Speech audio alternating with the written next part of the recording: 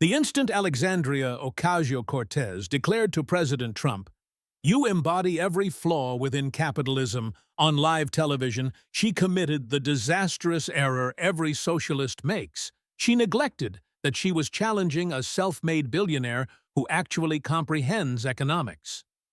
While she failed to articulate where $93 trillion for the Green New Deal would originate, Fox News had arranged the great American debate, capitalism versus socialism, as the political spectacle of the year, perhaps the decade. The concept had begun as an offhand proposal during a Fox and Friends segment, asking if it would not be incredible if Trump debated AOC regarding economics.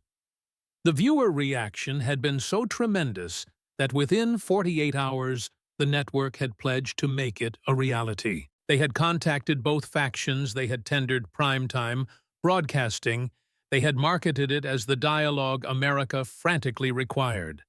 To everyone's astonishment, both parties consented. AOC's team had persuaded her this was her opportunity to enlighten Fox News audiences regarding democratic socialism, to demonstrate to America that progressive economics held logic, to certify she was more than a social media phenomenon. They had invested weeks coaching her.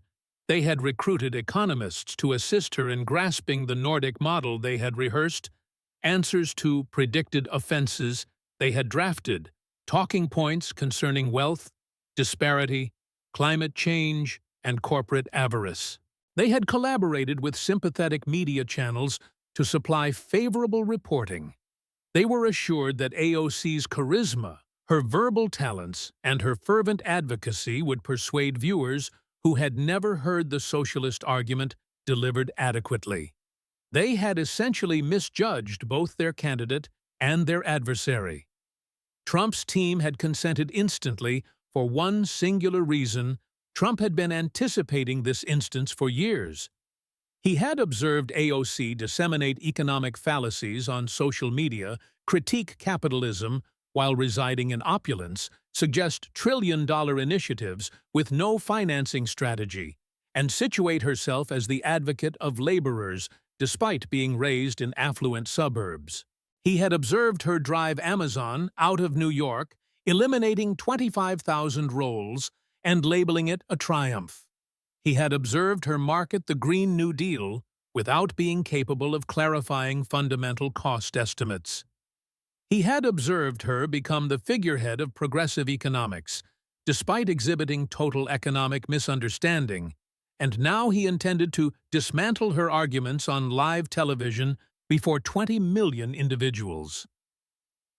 AOC had accepted because she believed she could school Fox News watchers regarding democratic socialism. She had prepared her talking points regarding Nordic nations' wealth, disparity, and corporate avarice. She had donned her most costly designer ensemble. Ironically, considering the subject, she had rehearsed her narrative about being a girl from the Bronx. She was prepared to go viral with segments of her defeating Trump. Trump had accepted because Trump never retreats from a conflict, and because he had been awaiting this occasion. He had brought something AOC had not foreseen: a calculator, her tax filings, photographs of her lavish lifestyle, and the total cost analysis of the Green New Deal that her office had attempted to conceal. He had completed his research, he had organized his evidence, and he was about to provide America the economics tutorial that Alexandria Ocasio-Cortez had somehow overlooked, despite her credential from Boston University. What occurred in the subsequent 90 minutes would reveal the largest deception in progressive politics, transform tax the rich into a jest, and diminish a social media titan to a humbled backbencher. If you have ever desired to observe what occurs when someone who actually constructed an empire encounters someone who tended bar and believes that entitles her to economics, this is it. And wait until Trump produces her $174,000 salary grievance at minute 38. Her expression communicates everything. The Fox News studio in Manhattan was filled beyond fire code limits. Security was forced to reject hundreds who had attempted to enter. The crowd of 500 was approximately divided Trump advocates in mega caps and American flag attire on one side, AOC advocates in tax the rich shirts, and Democratic Socialist buttons on the other, with a minor segment of truly undecided voters in the center who would behold history. The stage was configured for optimal drama, two podiums facing one another at an angle, enormous displays behind them for presenting proof, and Sean Hannity at a moderator's desk between them, appearing like a man who realized he was about to observe either the supreme debate or the supreme catastrophe in television history, possibly both. Backstage, the distinction was absolute. Alexandria Ocasio-Cortez's green room hummed with motion.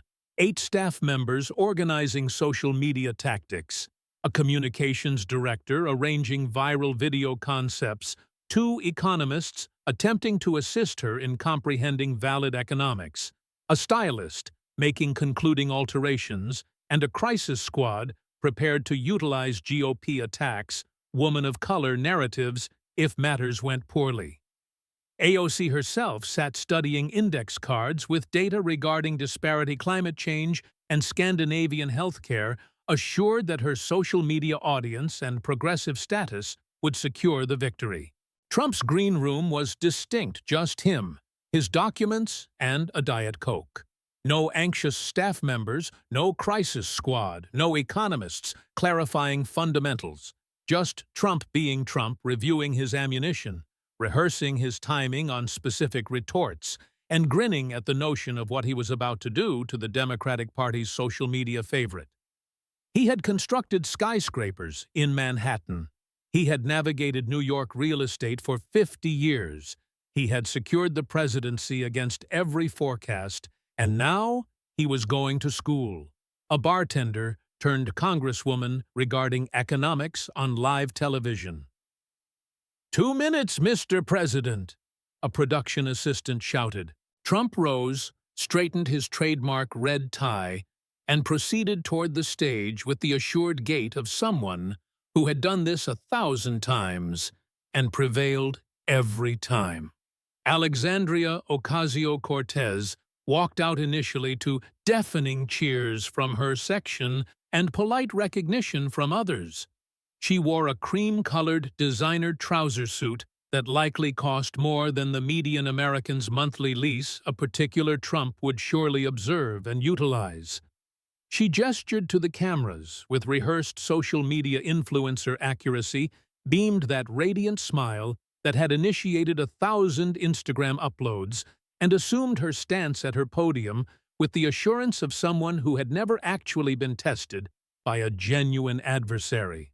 President Trump walked out 30 seconds later to an acclamation so intense it literally vibrated the cameras.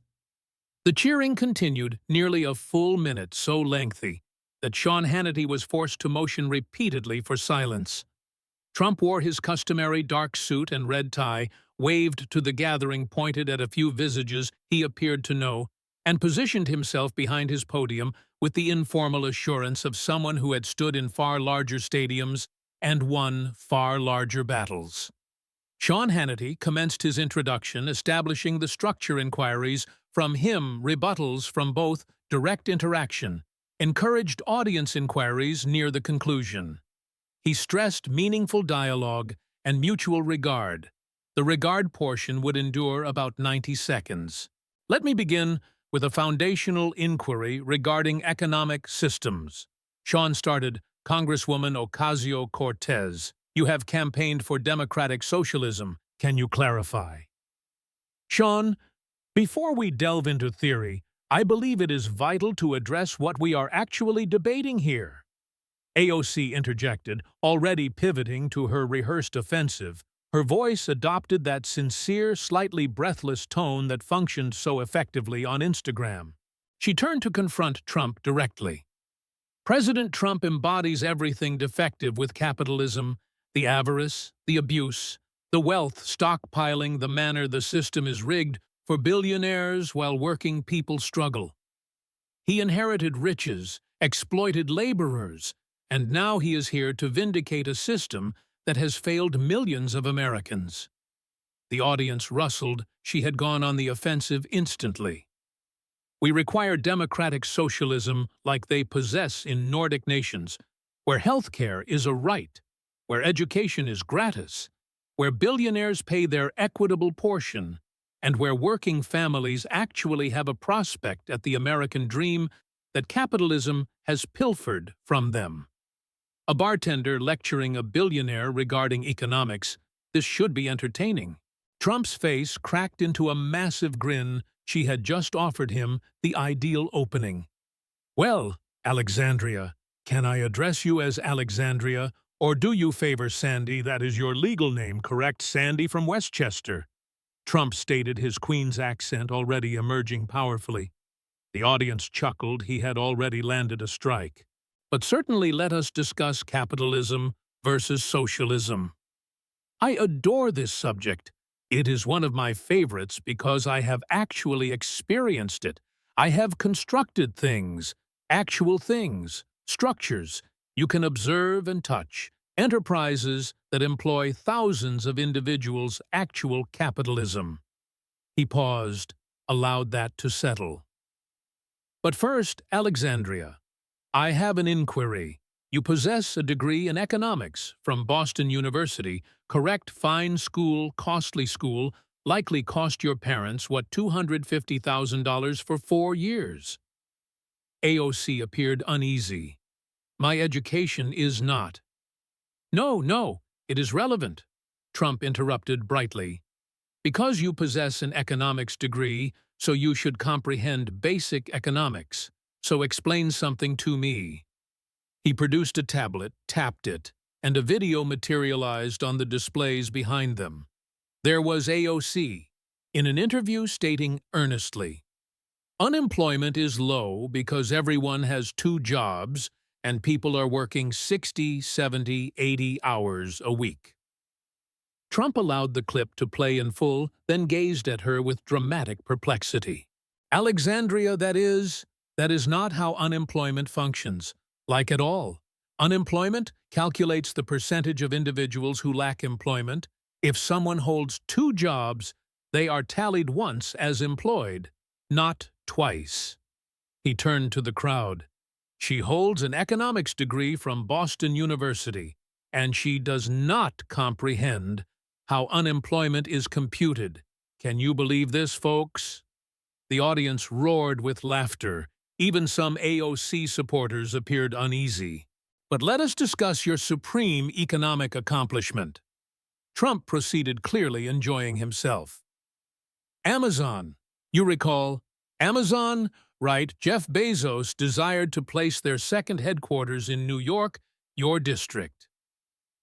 It would have brought 25,000 jobs, 25,000 high-paying jobs, tech jobs, the sort of jobs New York frantically requires. He displayed statistics on the screen. $27 billion in revenue over 10 years for New York jobs. Economic expansion, opportunity. Everything you profess to care about. And you know what you did. He pointed at her theatrically. You drove them away.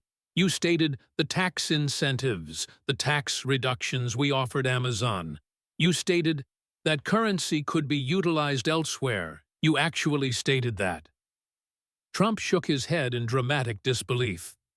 That is not how tax reductions function. Alexandria, this is fundamental economics. We were not giving Amazon currency. We were offering to accept less of their currency if they arrived here and generated jobs. He turned to the audience, voice elevating, "Without Amazon, New York does not receive Amazon's taxes. They get 0 nothing. You transformed $27 billion over 10 years into 0, and you celebrated it as a triumph." The audience was going wild. Trump was in his element. You possess an economics degree, but you do not comprehend fundamental economics. You do not comprehend unemployment. You do not comprehend tax incentives.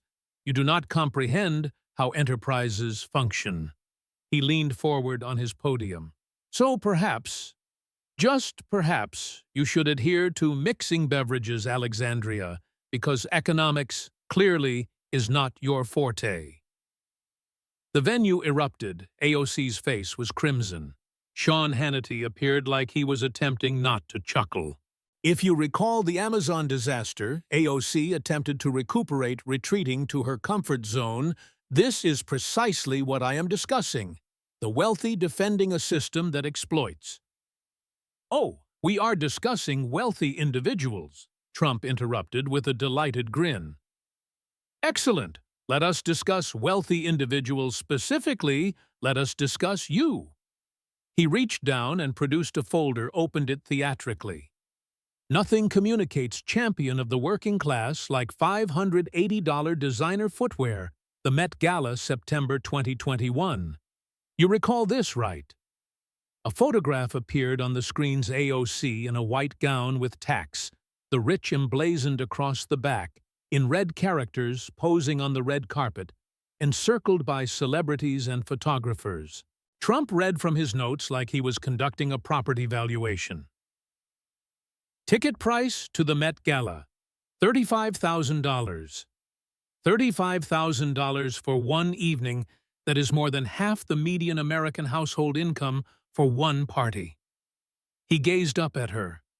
And you wore a gown that stated "Tax the Rich" while attending a $35,000 per ticket event surrounded by millionaires and billionaires. Do you not perceive the irony here at all? The audience was laughing so intensely, some individuals were weeping. But wait, it improves. Trump produced more photographs. This is your apartment building, Navy Yard in Washington, D.C. Beautiful building. Luxury amenities, rent $2,700 per month. That is more than most Americans' mortgage payments. Another photograph appeared. These are Manolo Blahnik shoes. You wore them to a photo opportunity about income inequality. Price, $580. $580 for one pair of shoes.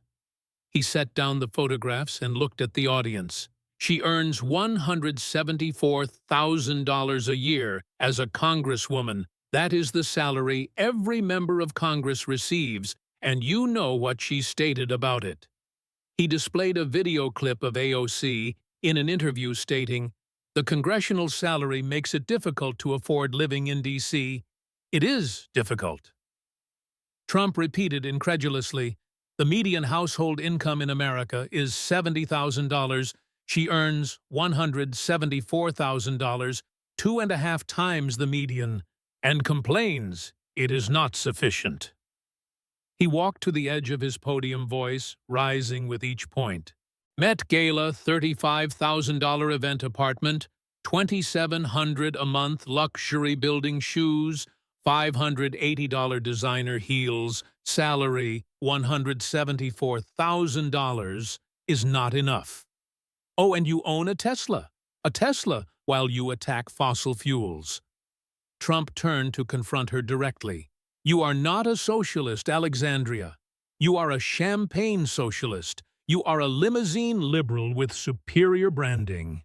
You are rich, maybe not born a billionaire rich, like me, but you are in the top 10% of American earners, and you pretend you are not.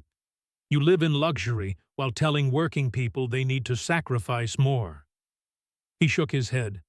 At least I am honest about being rich. I love being rich. I constructed buildings and made money, and I am proud of it. But you wear tax the rich dresses to parties that cost more than most Americans earn in a year. That is not advocacy, that is hypocrisy with excellent Instagram filters. The audience gave him a standing ovation. AOC looked like she wanted to vanish. Sean Hannity attempted to regain control and steer toward policy. Let us discuss the Green New Deal. Yes, let us, Trump interrupted enthusiastically, producing what appeared to be a calculator. Let us perform some math that Alexandria apparently did not perform when she wrote her Green New Deal.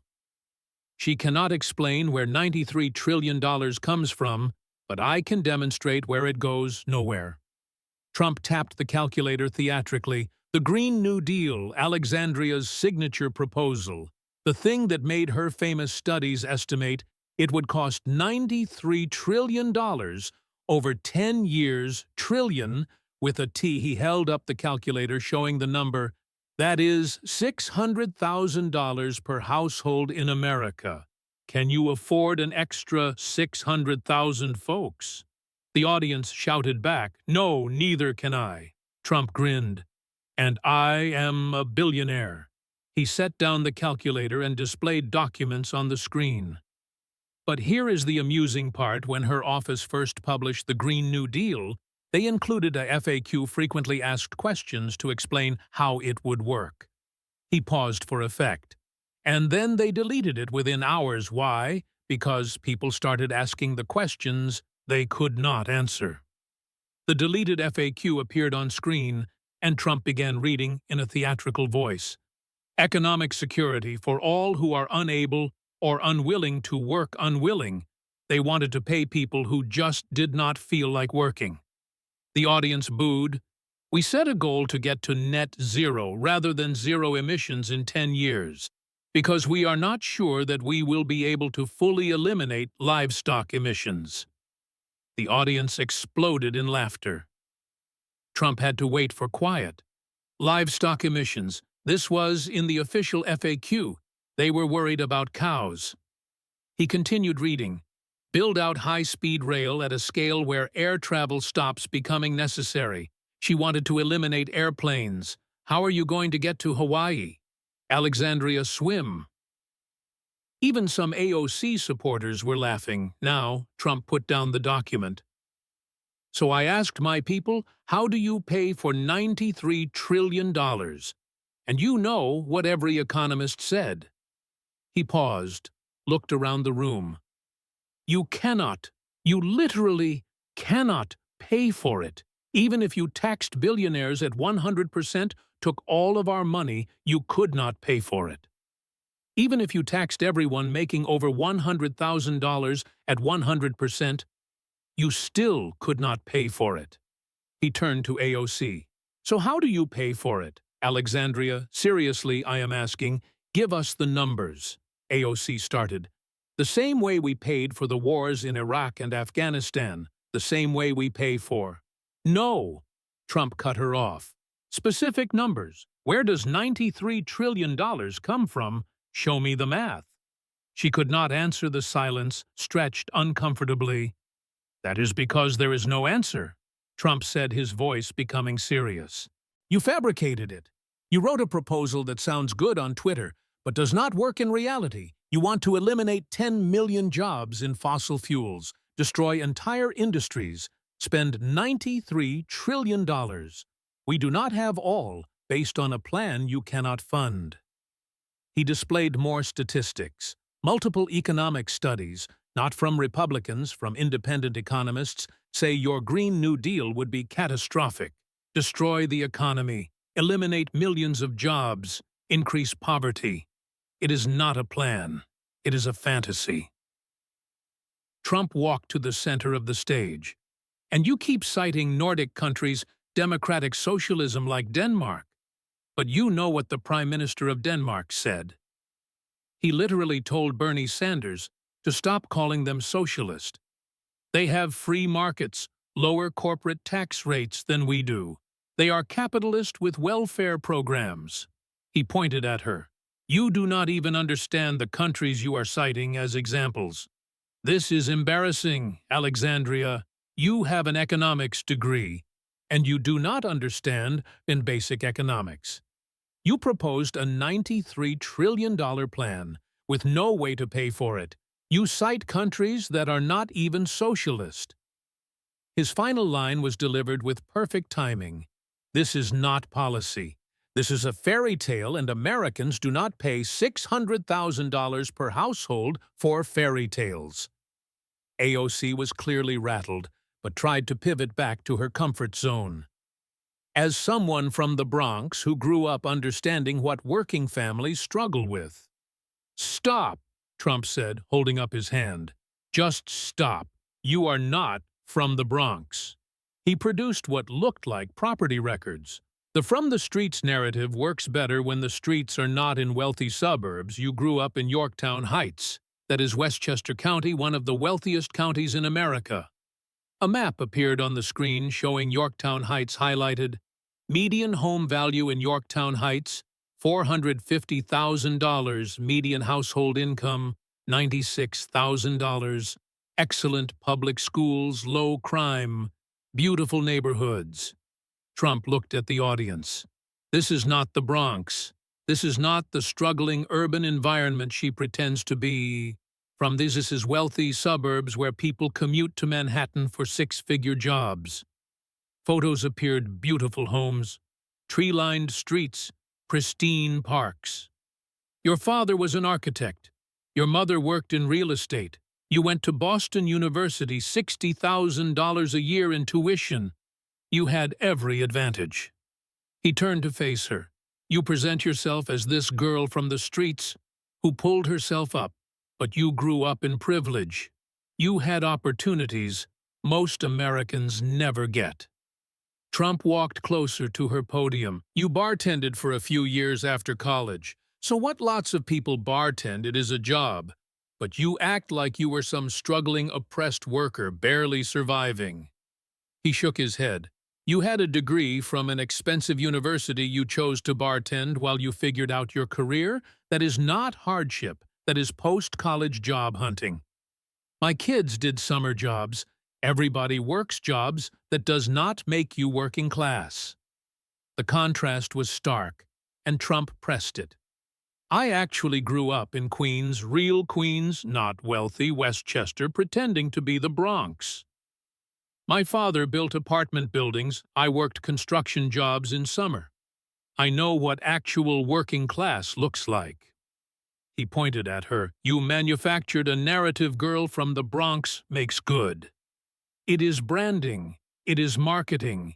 It is Instagram filters on your biography, but it is not true. Trump's voice rose. You are not authentic, Alexandria. You are a product. A carefully crafted, focus-grouped, social media-optimized product. You are not representing working people. You are appropriating their struggle while living in a luxury apartment and attending $35,000 parties. The audience roared its approval. I have never pretended to be something I am not. I am rich. I am a billionaire. I love it. I am proud of it.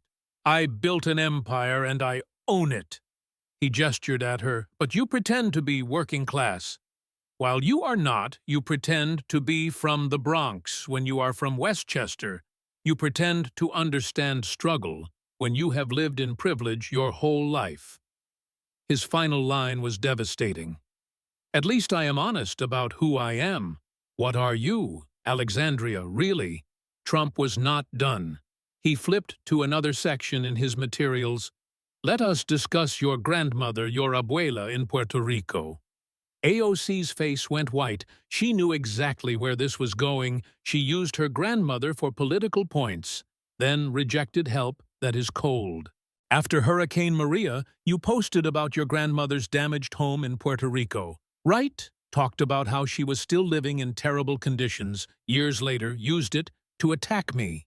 Attack the federal response, make political points. He displayed her tweets on the screen, showing her posts about her grandmother's situation. Very sad situation, terrible for her. I agree. Hurricane Maria was devastating. Trump paused. Then his voice became harder. So when conservatives heard about your grandmother's situation, you know what they did. They raised money to help her, over $100,000, real money from real people who wanted to help an elderly woman in need. A photo of the number appeared on screen: $14,153 raised. And you know what happened to that money? Trump looked directly at AOC. Your office rejected it. You refused to let your own grandmother receive help because it came from conservatives. The audience gasped. The statement from AOC's office appeared on screen, declining the fundraiser. They raised over $100,000 for your grandmother. And you said no, why? Because accepting help from the other side would ruin your narrative. It would show that conservatives actually care about people cannot have that. Can we? Trump's voice was rising now, genuine anger breaking through. This is your grandmother. Your own family people tried to help her, and you blocked it for political reasons. He turned to the audience. Did her home ever get fixed? Did she ever get help? He turned back to AOC. She did not. Did she? Because you used her for a political photo op, and then moved on your own grandmother. The silence was deafening. This is what you people do, Trump said, his voice dripping with contempt. You use as people. You use their struggles, their pain, their suffering, all for political points. Then, when someone actually tries to help you, reject it because it does not fit your narrative. He shook his head. I have helped thousands of people build housing, created jobs. Real help, real opportunity, real results. He pointed at her. You could not even help your own grandmother when people raised money specifically for her because your politics are more important than your family. His final line was quiet, but cutting. That is not just shameful, that is unacceptable behavior. AOC was desperate now, falling back on her most familiar defense. President Trump represents fascism. Trump actually laughed out loud. Oh, here we go. Everything is fascism. Everyone is a fascist. This is what you people do when you are losing an argument. When everything is fascism, nothing is fascism. Basic logic. He produced what looked like a long list. Let me read you the things Alexandria has called fascism just in the last year. He began reading with theatrical flair. Border security, fascism, tax cuts, fascism, me fascism, Republicans, fascism, moderate, Democrats, fascism. Anyone who disagrees with her on anything, fascism. The audience was laughing. You know what actual fascism is? Alexandria, it is when the government controls everything, the economy, the media, private industry, individual lives. He pointed at her. You want the government to control healthcare, energy, housing, transportation, jobs, speech. How is that not closer to fascism than anything I have ever done? Trump was not done. You claim you are constantly in danger. You are traumatized. You are under attack. You fear for your life. His voice dripped with sarcasm. You are one of the most protected people in America. Congressional Security Capital, Police Secret Service, when you travel the entire apparatus of the federal government keeping you safe. He shook his head. But you present yourself as a victim. Why? Because victimhood is your brand. It is how you get attention. It is how you deflect criticism. Trump displayed a timeline on the screen. January 6th, you said you feared for your life. You told dramatic stories about how you almost died. You claimed trauma. He showed a map of the Capitol complex. But you were not even in the Capitol building. You were in your office in a different building, nowhere near where the breach happened. The timeline and map clearly showed she was not in the area of danger.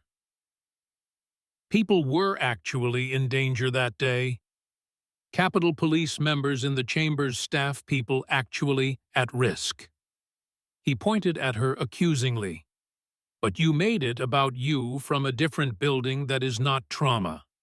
That is theater. You are not a victim. You are an actress playing a victim for political gain. Trump walked to the center of the stage. You call everyone a fascist. You claim constant victimhood. You exaggerate every situation. Wait. He answered his own question. Because you have no actual accomplishments. You have never built anything. You have never created jobs. You have never passed significant legislation.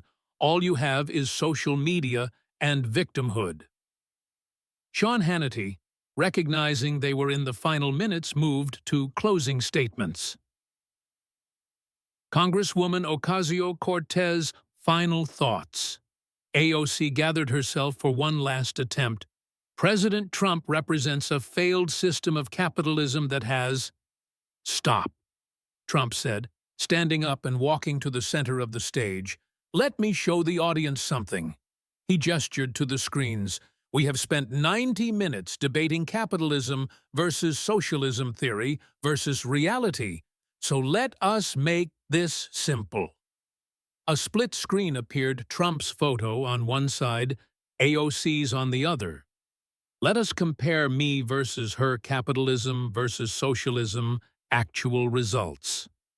Trump's record appeared, built Trump Organization billions in assets, employed 22,000 plus people, directly created thousands more jobs through construction services as president, lowest unemployment in 50 years, highest stock market ever, 7 million jobs, created wages rising across all income levels, tax cuts, putting money back in pockets, actual businesses, actual buildings, actual jobs, actual results.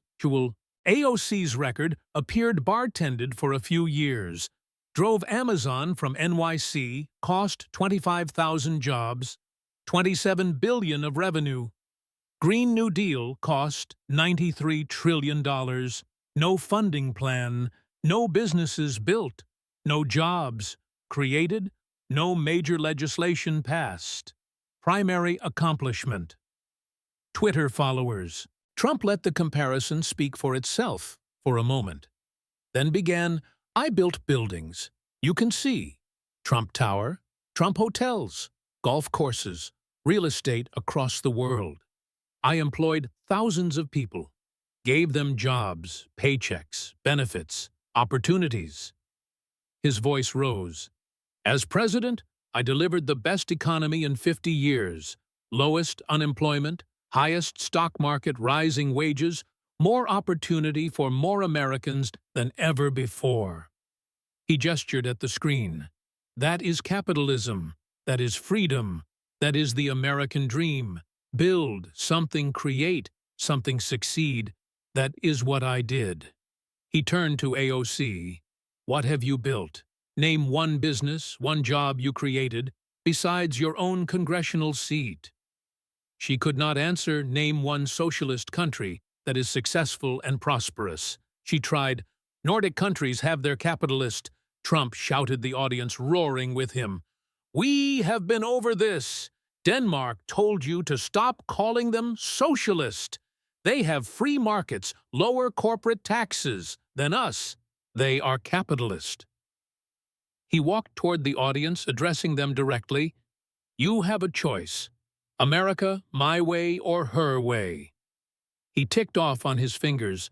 My capitalism, freedom to build opportunity to succeed, keep what you earn, choose your own path. Prosperity, success, the American dream. He pointed at AOC. Her socialism government controls everything. Higher taxes, less freedom. They decide what you can do, how much you can make, what you can own, economic disaster, poverty, failed states. The audience began chanting, USA, USA, USA. Trump let it go for a few seconds, then raised his hands for quiet. I am going to ask you directly, America, what do you want? The audience erupted, capitalism, Trump USA. Trump walked back to his podium but stayed standing. Alexandria, let me tell you something. You are young, you are energetic, you are very good at social media. You know how to get attention. I respect that. His tone became almost fatherly, the final blow delivered with kindness. But you do not understand economics. You do not understand business.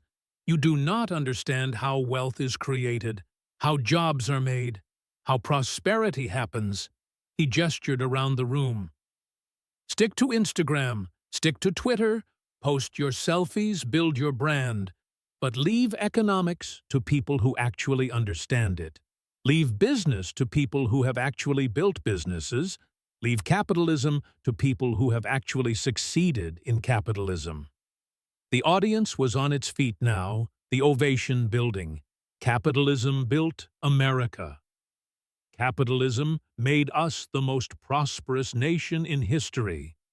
Capitalism created more opportunity, more wealth, more success for more people than any other system ever devised. His voice rose to its climax. Socialism has destroyed every country that tried it. Soviet Union collapsed. Venezuela, disaster. Cuba, poverty. Every single time, it fails. He pointed at the audience. We are not doing it here. Not now. Not ever. America is capitalist. America is free. And that is how it is going to stay. The standing ovation was deafening. It lasted over a minute. AOC sat at her podium, frozen, unable to respond, unable to defend her positions, unable to do anything but watch her public defeat go viral in real time. Trump stood in the center of the stage, arms raised, grinning, that signature Trump grin, the showman who had just delivered the performance of a lifetime. Sean Hannity did not even try to wrap up. What could he say? The debate was over. Capitalism had won. Socialism had been exposed, and everyone knew it. The video exploded across every platform simultaneously within 1 hour. 34 million views. Within 24 hours. 112 million views within 72 hours. 203 million views. The most watched political moment in modern television history, surpassing every presidential debate, every State of the Union, every major political event. Stick to Instagram became the instant viral phrase. Within hours, it was on T-shirts being sold outside Trump rallies. By the next day, it was trending globally, on every social media platform. By the end of the week, it was how conservatives dismissed every AOC policy proposal. The stock market responded before the debate even ended. As Trump delivered his closing argument about capitalism, the Dow Jones Industrial Average rose 200 points in after-hours trading. CNBC ran the headline, "Markets Rally on AOC Defeat." Investor confidence surged on the clear rejection of socialist policies. Conservative media went into overdrive. Fox News replayed the debate in full 3 times. In the first 24 hours, Hannity dedicated entire episodes to each exposé Trump had delivered. Tucker Carlson did a week-long series on the economics. Alexandria does not understand. Laura Ingraham had economists breaking down the $93 trillion Green New Deal disaster every night. But more importantly, mainstream media could not ignore it. The view counts were too astronomical. CNN was forced to cover the debate extensively, their panels looking uncomfortable as they tried to defend AOC's performance, and failed. MSNBC brought on economists who had to admit Trump's points about the Green New Deal costs were accurate. Even the New York Times ran a fact check that confirmed most of Trump's allegations about her luxury lifestyle, Amazon disaster, and economic errors. The bartender economics meme exploded. Photos of AOC behind a bar, with economics textbooks photoshopped in, went viral. Videos of her "Unemployment is low because everyone has 2 jobs" clip played on endless loop. The Met Gala photo with tax, the rich, became the symbol of progressive hypocrisy, appearing in campaign ads and conservative messaging everywhere. The Amazon HQ2 decision was vindicated. New York business leaders who had been quietly bitter about losing 25,000 jobs suddenly had permission to speak up. The New York Post ran a front page, "AOC cost NYC 25,000 jobs," and Trump just reminded everyone. Local politicians who had stayed silent now openly criticized her economic misunderstanding. AOC's social media metrics told the story of her collapse. Her Twitter mentions became 70% negative within 48 hours. Her Instagram comment sections, once adoring fan clubs, turned hostile. Even her supporters could not defend tax the rich while attending $35,000 parties. The cognitive dissonance was too great. Polling showed the devastation. AOC's approval rating in her district dropped from 52% to 24% in 2 weeks. Approval among Democrats nationally down from 61% to 33%. Approval among independents down from 28% to 11%. Would you support her running for higher office? 68% said no. Within 1 week, a primary challenger emerged, a businesswoman who had actually built companies and created jobs. Her announcement video featured clips from the debate. Alexandria talks about economics. I actually understand it. Her first week fundraising, $8.3 million, nearly all from small donors who were fed up with socialist fantasy. Democratic leadership, which had always been uncomfortable with the squad, now openly distanced themselves. Nancy Pelosi, when asked about the debate, gave a terse response. Every member speaks for themselves. Chuck Schumer said, "We are a big tent party with many views," and refused to defend AOC's positions. Moderate Democrats began publicly criticizing the Green New Deal and socialist policies, using the debate as cover. AOC lost her committee assignments. Quietly, the official explanation was reorganization, but everyone knew it was punishment. She had become toxic. Her association with failed socialist policies, her economic errors exposed on national television, her hypocrisy documented with photos and receipts. She could not be trusted with actual policy anymore. The squad's influence collapsed. Ilhan Omar, Rashida Tlaib, Ayanna Pressley, all of them saw their approval ratings drop just from being associated with AOC's defeat. Progressive caucus members began distancing themselves. Democratic socialism became a punchline tax. The rich became synonymous with champagne. Socialist hypocrisy. 3 weeks after the debate, The Atlantic, not exactly a conservative publication, ran a devastating long-form piece titled "How Alexandria Ocasio-Cortez Lost the Economic Argument to the Right."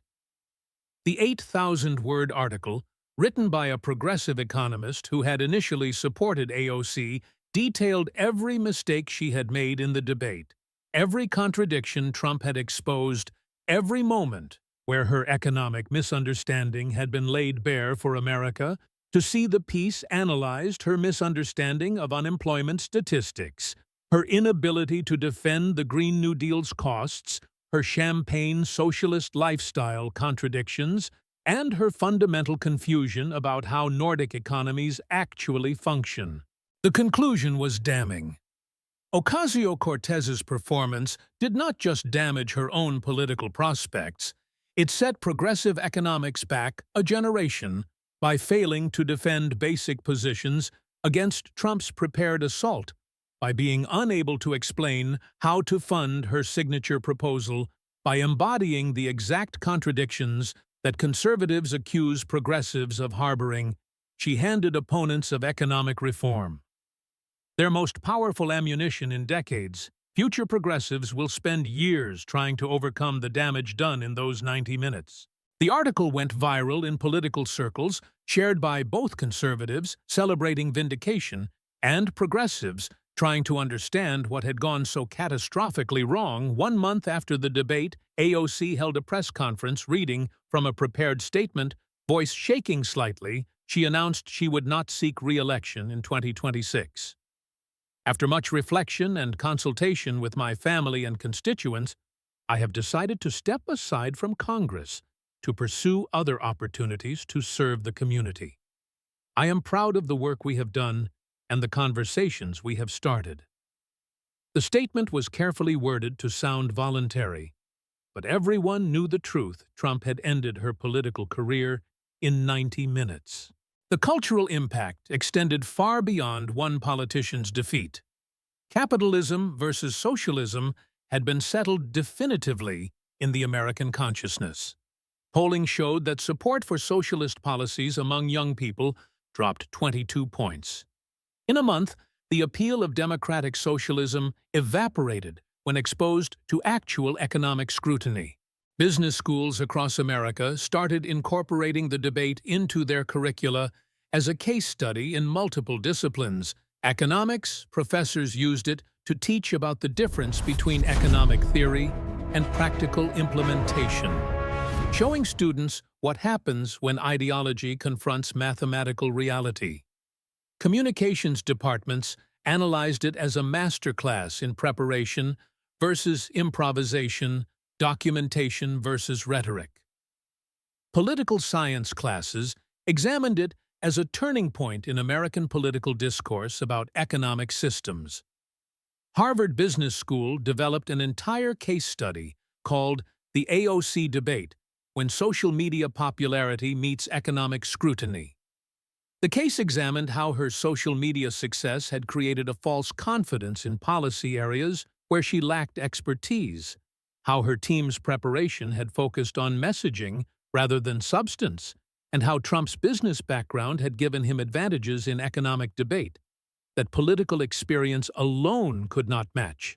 The case became required reading in several MBA programs, as an example of how public perception can diverge from actual competence until confronted with real accountability. Stanford's economics department used clips from the debate in their introductory courses, particularly Trump's breakdown of why AOC's unemployment statement was mathematically impossible, and his explanation of how tax incentives actually work. This one professor noted in his syllabus is why economics is a discipline that requires understanding mathematics, not just good intentions. 2 months after the debate, Trump held a massive rally in the South Bronx. Yes, the actual Bronx where AOC had claimed to be from, not the wealthy Westchester suburbs where she had actually grown up. The symbolism was deliberate and devastating. Over 25,000 people attended, filling every available space in Crotona Park. The crowd was diverse: Black, Hispanic, white, Asian, working-class New Yorkers who had watched one of their supposed representatives get exposed as a misrepresentation on national television. The local news coverage was extensive. NY1 interviewed attendees, many of whom expressed frustration with AOC's representation. "She said she was from here," one longtime Bronx resident told cameras. "Then we find out she is from some rich neighborhood in Westchester. She does not know anything about the Bronx." Another added, "She drove away Amazon. That was 25,000 jobs. My cousin could have worked there for what her socialist fantasy." When Trump took the stage, the reception was thunderous. He stood there for nearly 2 minutes, just taking in the crowd the moment the vindication this was AOC's supposed home territory, and they were cheering for the billionaire capitalist who had exposed her, not the socialist congresswoman who had claimed to represent them, the Bronx. Trump shouted into the microphone, "The real Bronx, not Westchester. The actual, real, authentic Bronx." The crowd roared, "You know, Alexandria said she was from here, but she is not, is she? She is from Yorktown Heights. Nice place. Very nice. Very expensive. Not the Bronx, but she told everyone she was from here because it sounded better for her brand." He let the crowd boo, then continued, "We had a debate a couple months ago. You might have seen it. 203 million people saw it, biggest political debate ever. And you know what? We debated capitalism versus socialism, my way versus her way, building versus complaining, success versus victimhood." The crowd began chanting, "Capitalism, capitalism, capitalism." Trump smiled, let it build, then raised his hands for quiet. And you know what happened. Economics happened. Math happened. Reality happened. I asked her simple questions. How do you pay for $93 trillion? Why did you drive away Amazon? Why do you complain about making $174,000 when most Americans make $70,000? Why do you tax the rich to $35,000 parties? He paused for effect. She could not answer because there are no answers. Socialism does not work. It never has it, never will. And when you confront it with basic economics, with simple math, with obvious contradictions, it collapses. The crowd was completely engaged, now hanging on every word. That is what happened. Socialism collapsed under the weight of its own fallacies, and Alexandria, well, she is done. She is not running again. She is retiring at 36 years old. Her political career is over. When he mentioned AOC's retirement, the crowd erupted in cheers that lasted a full 7 minutes. People jumped up and down. They hugged each other. They chanted, "USA, USA, USA." The cameras captured it all. The Bronx AOC's supposed home base celebrating her political demise. You know what the beautiful thing is. I did not defeat her. Economics defeated her. Math defeated her. Her own contradictions defeated her. I just pointed them out. He gestured to the crowd. That is what we are going to keep doing. We are going to keep defending capitalism. We are going to keep showing Americans that socialism fails every time. We are going to keep fighting for freedom, opportunity, and prosperity. The crowd roared its approval, waving American flags and Trump signs. Because America is not a socialist country. America is not a place where bartenders lecture billionaires about economics.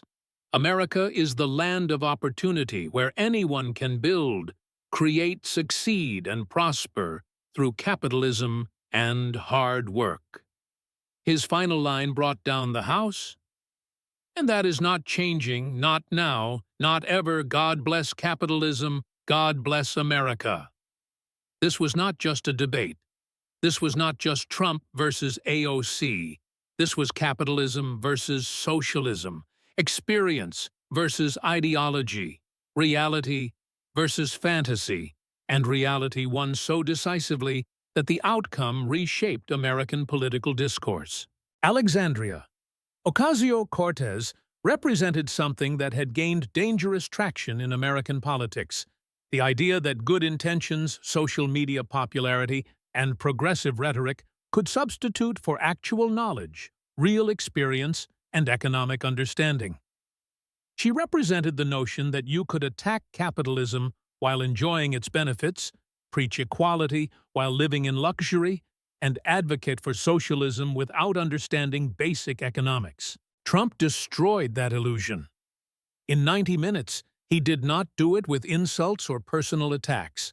He did it with math, with receipts, with her own statements played back to her, with photos of her luxury lifestyle compared to her working-class rhetoric, with cost breakdowns of the Green New Deal she could not defend, with documented examples of her economic errors despite her degree.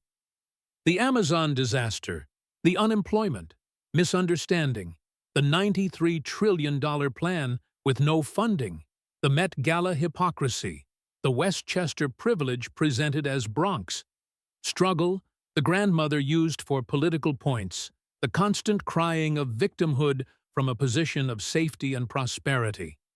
All of it documented, all of it proven, all of it impossible to deny. Trump showed America something crucial.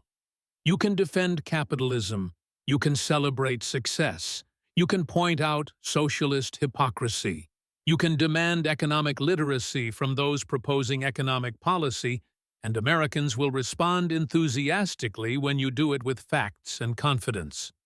More importantly, he showed that socialism, even dressed up as democratic socialism, even marketed with Instagram filters and social media savvy, even promoted by charismatic young progressives, still cannot answer basic economic questions. It still cannot fund its promises. It still requires destroying the prosperity created by capitalism to pursue the poverty created by government control. Alexandria.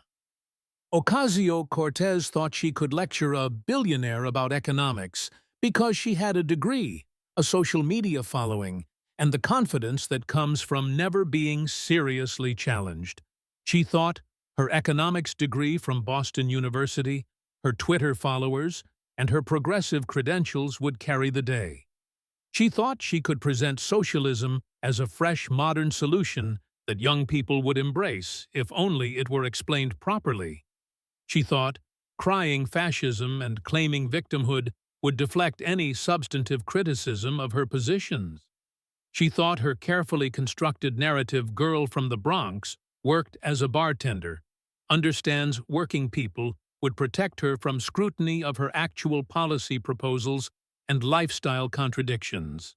She was wrong about everything she learned the hard way, that degrees do not substitute for understanding, that Twitter followers do not translate to policy credibility, that narrative construction collapses when confronted with documentation, and that Americans ultimately care more about economic reality than social media popularity. She learned that you cannot defend a $93 trillion proposal when you cannot explain where the funding comes from. She learned that you cannot champion working people while living in luxury and attending $35,000 events. She learned that you cannot claim to be from the Bronx when public records show you grew up in wealthy Westchester. She learned that you cannot attack capitalism while enjoying every benefit it provides and expecting voters not to notice the hypocrisy. The American people learned something too. Capitalism works. Socialism does not. Experience matters. Knowledge matters. Results matter. And no amount of Instagram followers can substitute for actual understanding of how economies function, how wealth is created, and how prosperity is achieved. If you choose capitalism over socialism, share this story comment. Capitalism wins if you stand with Trump against socialist fantasies because he proved what Americans have always known. Socialism is for bartenders who do not understand economics. Capitalism is for builders who create actual prosperity. And in America, we build. We do not redistribute. We create. We do not control. We succeed. We do not surrender to failed ideologies that have destroyed every nation foolish enough to try them. Trump said it best. America is capitalist. America is free. And that is how it is going to stay. 203 million people watched. The verdict was unanimous. Capitalism wins every single time.